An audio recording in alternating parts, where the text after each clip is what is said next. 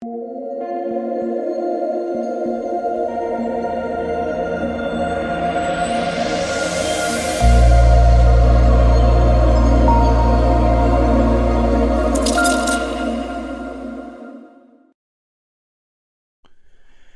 what is going on, guys? DK. Back at you with another video here explaining the 7-game NBA main slate on Sunday. Before I get into the video, if you guys are new to the channel, welcome. My name is DK. NBA daily videos and live stream for NBA and NFL slates on Draftkings. Really appreciate all you guys that came and check out my NBA Christmas Day live stream. Hope you guys all had a great day.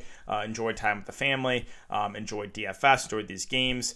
For me, it was a good day for DFS on both NBA and NFL. For NFL, the showdown slate, I almost had a takedown. I was actually shipping it until the fourth quarter, and then I almost won it back with Wesley. So if you guys were watching that game, Kyler threw one to him in the back of the end zone, and one of his feet landed out of bounds.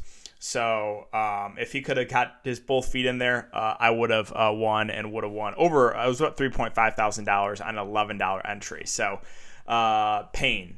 I had the same lineup as the first place lineup, except I left like $4,000 on the table, and I played Wesley over T.Y. Hilton. So that was the difference. And again, if I would have got that late touchdown at the end, would have shipped it. So. But overall, again, I can't complain. It was a good day in both NBA and NFL. If you guys are unable to watch these videos, they're also uploaded on Apple Podcasts. Link is down below. It's called the DK DFS Show. And if you're interested in signing for premium content, I offer a few different packages on Patreon.com. NBA, NFL, I cover the main and the show sites. More info down below.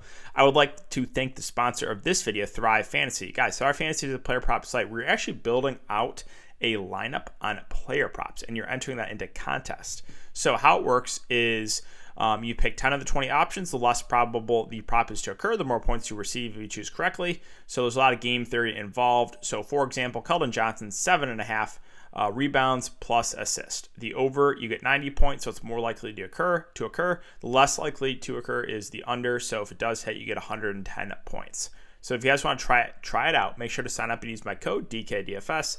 It is DKDFS, all one word. You get 100% match up to $100. All right, guys. So let's take a look back lineup here from tonight. So this is what I went with. Again, just play the Million Maker, but it was really solid night for me. So Kemba, Bogdanovich, LeBron, Otto, Robert Williams, Gary Payton, Marquise Chris, and James Harden. So Kemba was a smash. He was relatively popular. My two spend-ups, LeBron and Harden. I was surprised half the field faded James Harden at his price. I thought he'd be a lot more popular in the Million Maker. I really did. I was surprised he was only 50% owned. LeBron, 44%. Again, those are the two stars that did the best on the Christmas slate. Otto Porter started slow, but had a really big second half there. Robert Williams, kind of the same thing. He also... If you were watching the game, like Robert Williams should have had like 5 blocks, and they only credited him with 2 blocks. That was very, very tilting. I also used Gary Payton for value because the Warriors were shorthanded. I used Marquise Chris. Now, I was hoping that Porzingis was not going to play. He ended up playing. And I was looking actually like Chris was going to get a DNP there for a second, but he did get a little bit of run, salvaged, 11 fancy points. Is not terrible. I knew it wasn't going to take down, so didn't tilt me too much. But yeah, that's it for the look back, guys. Hope you had a good night. Looks like we had a lot of big nights in the Patreon Discord, so that's always good to see. And let's, really quick, let's take a look. This is the winning lineup here for the Showmaker. This is a $3,000 entry. So DeLon Wright, who, really DeLon Wright, playing the last couple slates, does nothing, fade, smash. But yeah, they used DeLon Wright, Gary Payton, LeBron, Otto, Collins, James Harden, Bruce Brown, and Frank Ntilikina was the winning lineup. Okay, so let's talk about the 7-game slate, guys. Let's start with Toronto, who basically has everyone out. Their whole starting 5 is out. So it's going to be interesting to see who they end up starting. We have Kembridge questionable. We have Champagne questionable. Banton, I believe, is still in the protocols as well. So, Chris Boucher is going to be probably the go-to guy here at 5.8K, and we know he's a good point per minute guy, so I'm assuming he starts and plays all the minutes he can handle, so I really like Boucher. We have Watanabe at 4.7, who's probably going to have to play a ton of minutes too. I'm guessing they start Svi, Watanabe, Boucher. I don't know who else they start if Birch and Champagne are out too. They're going to have to start someone they just picked up, a Tremont Waters maybe. They did just pick up the former Michigan product DJ Wilson. So yeah, Toronto's just going to be one where it's like, what, to see what the starting lineup is. But really, they're a team that's going to be pretty shorthanded. Boucher, Watanabe, Svi should play massive minutes, of like all three a good amount. And then, Birch and Champagne are out too. And the guys like DJ Wilson and Tremont Waters become firmly in play here for value. Both are actually good point per minute guys. DJ Wilson, a good shot blocker. Tremont Waters, a guy that kind of stuff the stat sheet.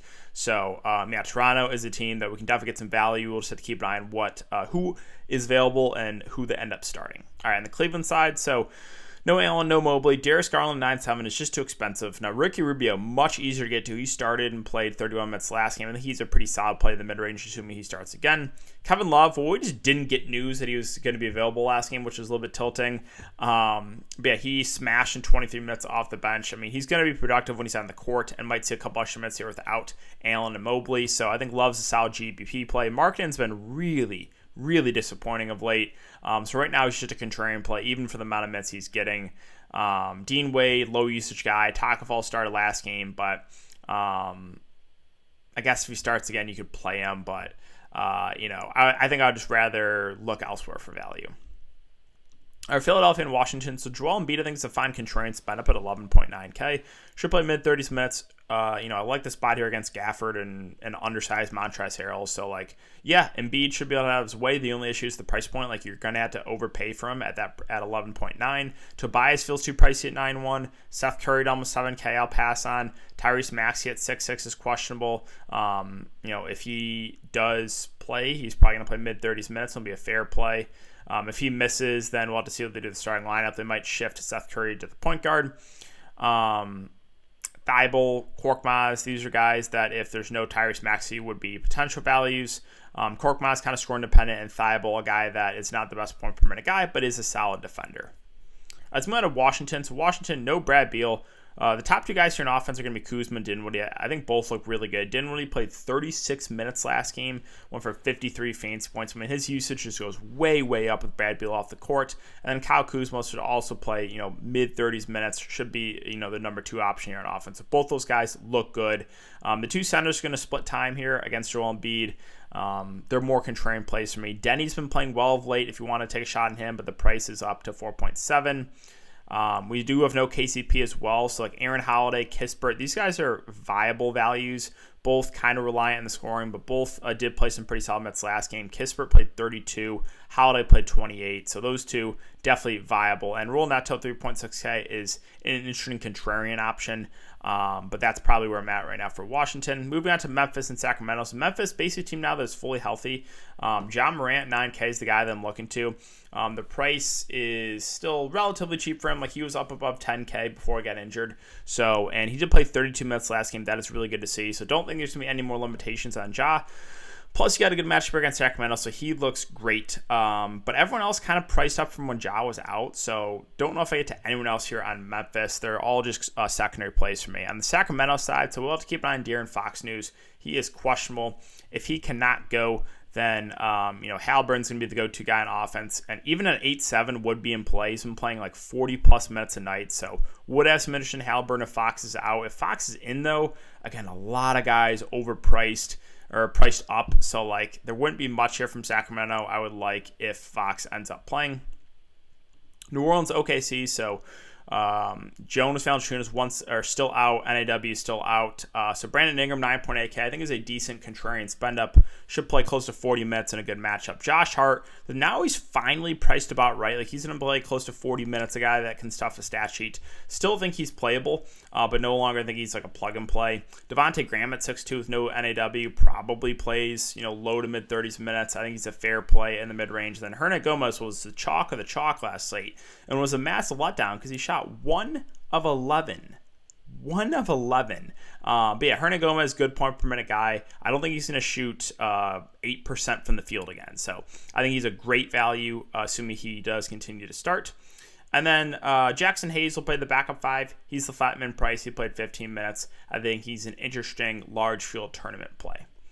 On the Thunder side, so Shai Gilgeous-Alexander played pretty well last 3 games here, 40, 66, and 46 fantasy points. It's an up-tempo game. He's going to play 38 to 40 minutes most likely. He had a triple-double 2 games ago. He's been handling the ball a little bit more. The only issue I will say with Shea, which I've said basically all year, is Josh Giddey is on this roster, and Josh Giddey will handle the ball a good amount at times, so that does lower the floor a little bit on Shea. Josh Giddey himself at 7.7 just feels a little bit too pricey. I'm a big Giddey fan, but that's just a little bit too much for me to pay. Bazley at 4.4. The minutes are just all over the place for him. You can always take a shot at him for tournaments, but I never feel safe about it. Kind of the same thing with all these secondary plays. Like if I had to take a shot in one, maybe it would be Robinson Earl for the minutes he's got the last couple games, 33 and 32. But there's just no guarantee. He could come out and play 15 minutes tomorrow, and I would just not be surprised. So, yeah, hard to trust the rest of the Thunder rotation. Detroit and San Antonio are another really shorthanded team here. Detroit, no Cade, no Grant, no Olynyk, no Trey Lyles, no Stewart, no Saben Lee, no Killian Hayes. So start Saddiq Bey, who's going to be the top option here on offensive play, probably 40-plus minutes, and it's a good matchup too. I'm fine paying the price point for him because it's just the amount of minutes and shot attempts he's going to get and usage. So I do like Saddiq Bey even at that price point. I think Hamidou Diallo feels about right. He should play low to mid 30s minutes. Will definitely be one of their top options here on offense. Corey Joseph at 5.4 had a massive game last game. He played 42 minutes. He's a guy that can stuff the stat sheet. I think he's a good play at this price. Frank Jackson also played huge minutes, 39 minutes. I mean, these Pistons guys most likely going to have to play a ton again. And then Josh Jackson off the bench did play 21 minutes. I think he's in play for value, assuming we're going to get low to mid 20s minutes from him. And then Trey Lyles smashed last game, but now he's in the protocols. He played 37 minutes, so that's a lot of minutes to go around. My guess is LUKA Garza picks up the start. If he does, the flat min price, I think he looks great. Because the only other big they have is the former Pelican great Cheek Diallo, who actually is a really good point per minute guy, and I think is playable. The only downside is he's only center eligible. So, we'll keep on the starting lineup. But if Garza starts, I think he looks really good for value. The whole starting five would look good, and then I think Josh Jackson off the bench.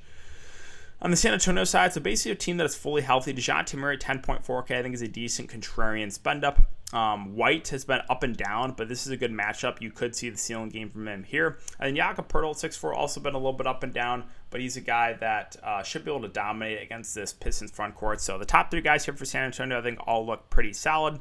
The value, I just don't think we have to go there when they are fully healthy and you have a Pistons team on the opposite side. They're going to play their value options 40 minutes each. All right, Pacers and Bulls. So the big news here is Sabonis and Brogdon both questionable. If they can't go, Karis LeVert's going to be the top guy here on offense and would make for a good play even at 8.8K just for the amount of usage he gets when those two are off the court. Miles Turner had a really big game last game, but the price is way up on him. He also shot something crazy, 11 of 14, 14 of 18. That's just not going to happen again. So Turner, more of a secondary play. I'd rather spend up to LeVert. Duarte also played huge minutes at 5.1. He played 37 minutes, so both those guys are out. I think he's a pretty safe play in the mid-range. And you have value guys and guys like Lamb, Holiday, Brissett, all playable if Brogdon and Sabonis can't go. If Brogdon and Sabonis are in, then no one really stands out for me on the Pacers. On the Bulls side, a basically team that is fully healthy now. They have their top four guys back. Caruso's the only one that's out. They do have DeSumo back. Kobe White's there. They have Javonte Green. So, to be honest, nothing stands out to me. A lot of these guys priced up, and now they're a fully healthy roster. So the Bulls, just secondary plays, no one stands out to me. And finally, Denver and the Clippers. Nikola Jokic at 12.1K. He's just a scary fade. I mean, he has 80 fancy point upside, super high floor, high ceiling. So, yeah, I really like Jokic here. As far as the other options go here for Denver, Barton feels priced about right. Campazzo's the guy off the bench I continue to mention. He continues to play, 25 to 30 minutes. So still some interest in Campazzo. Monte Morris at 4.9 should play probably around 30 minutes. I think he's playable. You have Jeff Green that probably plays pretty big minutes, but he's a low usage guy. Bones Hyland probably has to get a little more run in this game. So, there's some guys you can take shots on, like Konkar played 19 minutes, but I don't know if I can stomach playing him even on a 7-game slate. So let's finish it up with the Clippers. No Paul George, obviously no Kawhi, no Reggie Jackson, no Marcus Morris, no Hartenstein. So you're going to have Bledsoe, Mann, and Kennard run this offense here. I think all three look really solid if you think this game is competitive. Bledsoe should start, should play mid-30s minutes. He looks great. Terrence Mann, same thing, might have to play 40 minutes. He looks good. Luke Kennard, a little reliant on scoring, but he's going to be one of their top options in offense. So all three of those guys look really, really solid. Zubac is fine, but I'm a little bit worried about the foul trouble risk. I think I'd rather take a shot on Ibaka, who is way cheaper, also has that power forward eligibility, and again, less risk with Ibaka at this price than Zubac, about $2,000 more. And then that's probably it for me. Like Winslow should be in this rotation, but I don't know if I want to go there. Again, Batum at 4.6. I think those minutes probably have to be 25 to 30. I guess he's a fair value play, but probably not going to anyone else here on the Clippers. So yeah, guys, that's going to do it for the video today. If you have been enjoying the content, again, just make sure to hit that like button, subscribe, and hit the notification bell. Thanks again, guys. Have a great night, and I will see you all in the next video.